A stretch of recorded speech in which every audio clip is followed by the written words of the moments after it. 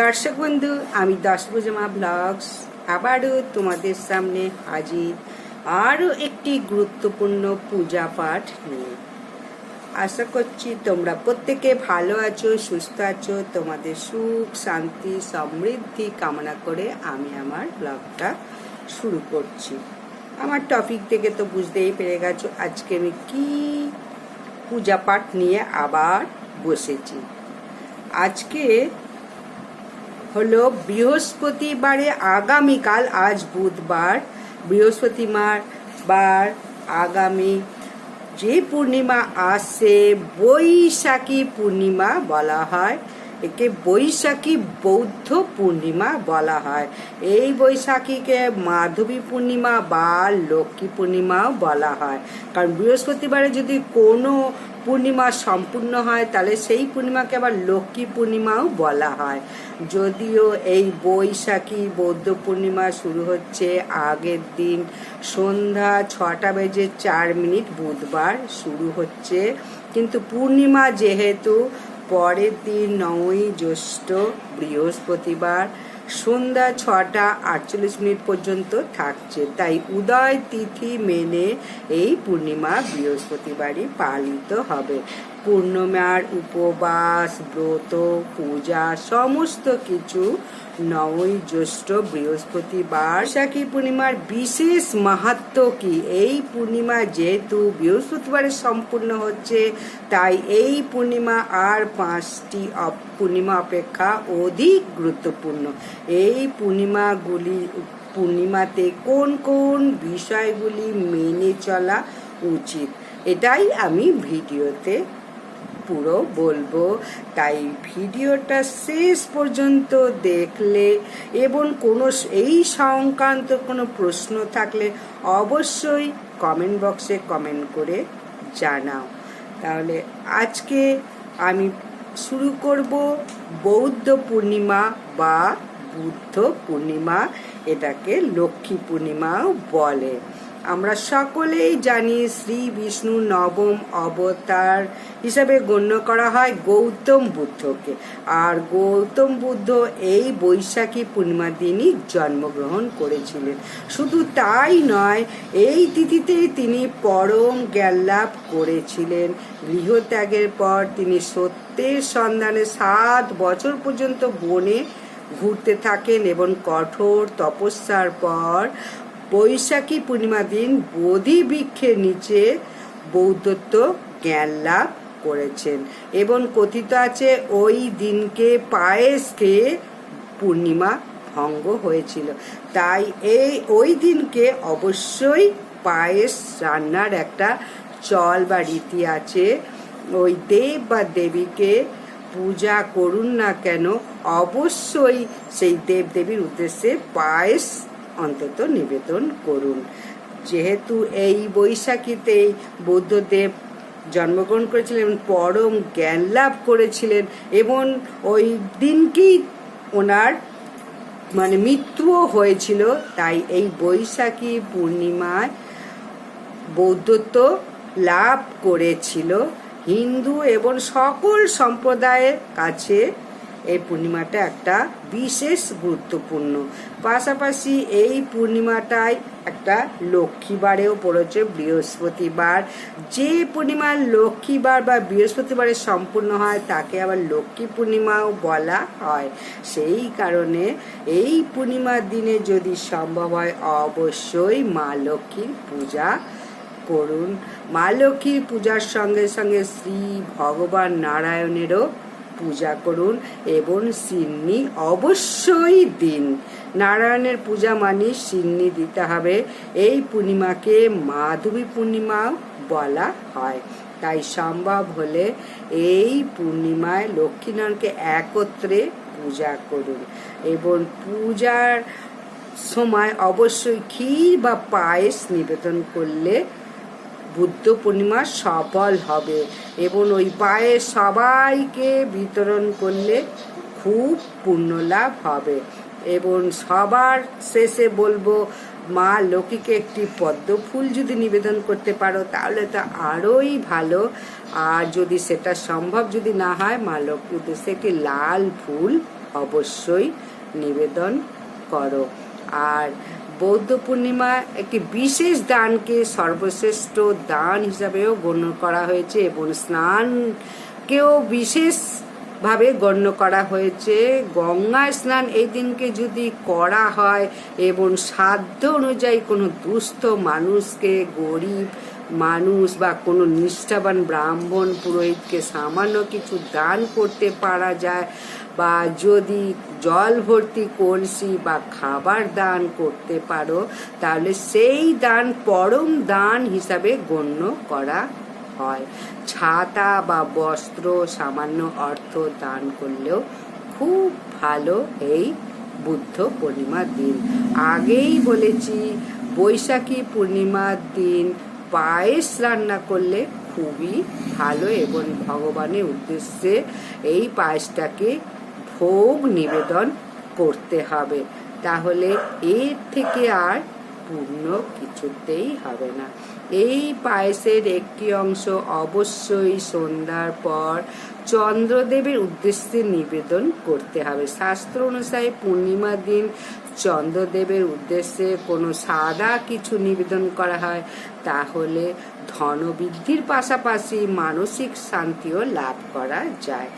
যেহেতু এই বৈশাখী বৌদ্ধ পূর্ণিমা একটি অত্যন্ত গুরুত্বপূর্ণ পূর্ণিমা, তাই এই দিনকে কিছু কাজ করা থেকে অবশ্যই বিরত থাকা উচিত। তা না হলে সারা বছর এই ফল ভোগ করতে হবে, সারা জীবন ধরে এই ফলগুলো ভোগ করতে হবে।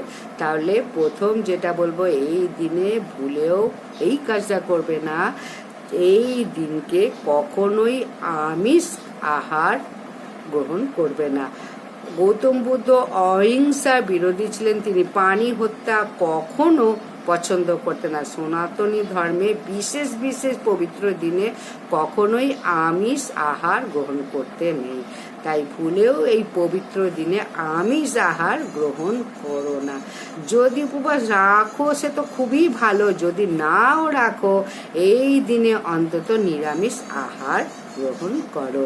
বেদেও কিন্তু এই কথা বলা হয়েছে, মানুষ সুস্থ এবং সুন্দরভাবে অধিক দিন বেশি বেঁচে থাকতে পারে নিরামিষ আহার গ্রহণ করলে।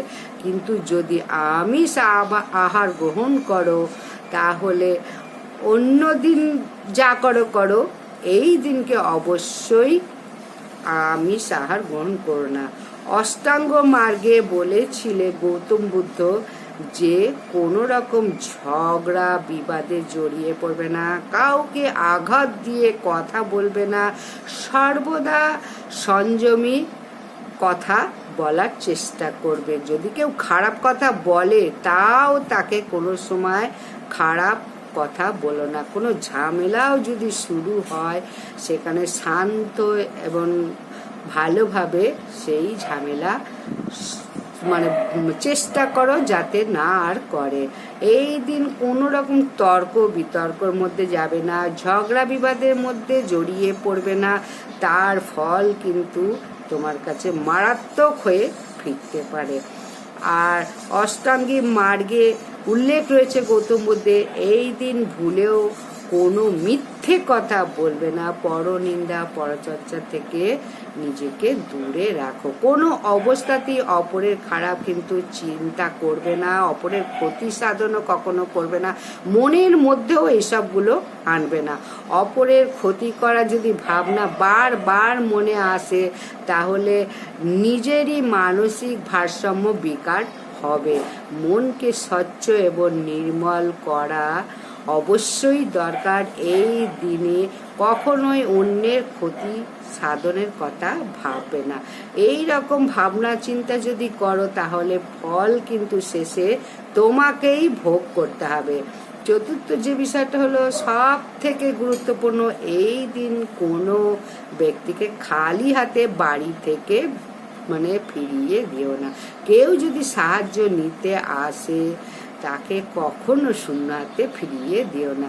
সাধ্য সামর্থ্য অনুযায়ী যা কিছু পারো দান করো বা দাও, বা সাহায্য করো, বস্ত্র, অন্ন, অর্থ যাই পারো অন্তত সাধ্য সামর্থ্য অনুযায়ী সাহায্য করো, কিন্তু ভুলেও খালি হাতে তাকে ফিরিও না বৃহস্পতিবার হলেও, যেহেতু পূর্ণিমা এবং অষ্টাঙ্গ মার্গে বলছে জিনিসগুলো, তাই যতটুকু সাধ্য সামর্থ্য কিছু পরিমাণ দান করো।